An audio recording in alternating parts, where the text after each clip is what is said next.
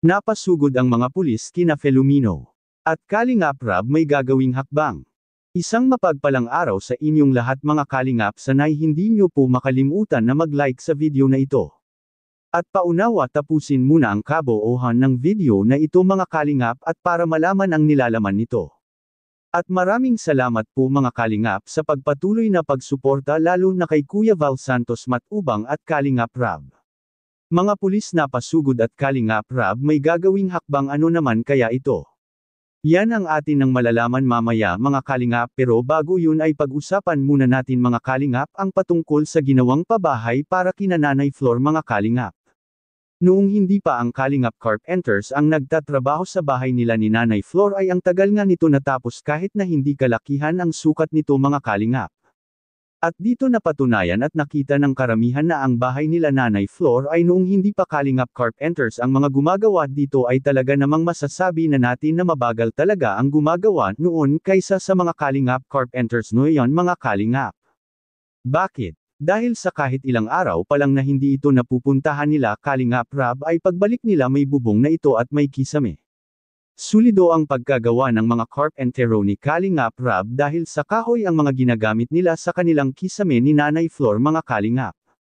At sabi sa panayam ni Super Andoy mga Kalingap na hindi naaabutan ng isang linggo ang bahay nila Nanay Flor at matatapos na ito mga Kalingap.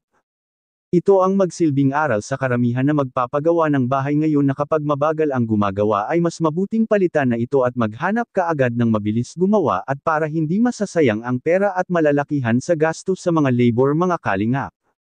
Kaya pinakamabuti talaga ang ginawang desisyon ni Kalingap Rab at napagsabihan ang dating gumagawa ng bahay nila ni Nanay Flor mga Kalingap dahil kung hindi ginawa ni Kalingap Rab ang ganun ay malamang sa malamang mga Kalingap ang bahay nila ni Nanay Flor ay matagal pa talaga itong matatapos. Minadali ni Kalingap Rab na matapos ang bahay nila dahil sa sobrang alala ni Kalingap Rab kina Nanay na wala nga itong maayos na tinitirahan ngayon. At hindi lang yun mga Kalingap, ang dami pang nakapila na papagawaan ng mga pabahay ng Team Kalingap. Si Nanay man ay sobrang nag-alala sa nangyayaring tensyon kamakailan doon sa bahay nila. At naipagsabi ni Nanay na sana anya ay wag nang idadamay pa si Kalingap Rab kung may galit man or inggit ang naramdaman ng tao na iyon mga Kalingap dahil sa marami pa anya ang nangangailangan ng tulong ni Kalingap Rab.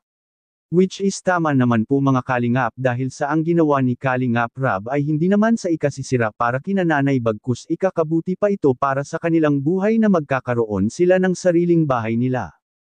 At ang masasabi ko lang sa lalaking nakapagsabi ng hindi maganda kina Kalingap Rab ay sana naman sa susunod pagbutihin na ang trabaho nito at para hindi na siya mawawalan ng trabaho dahil kung nakikita lang ng nagpapagawa ng bahay na mabilis at mabuti na pagkagawa ay tiyak hindi ka talaga matatanggal sa iyong trabaho.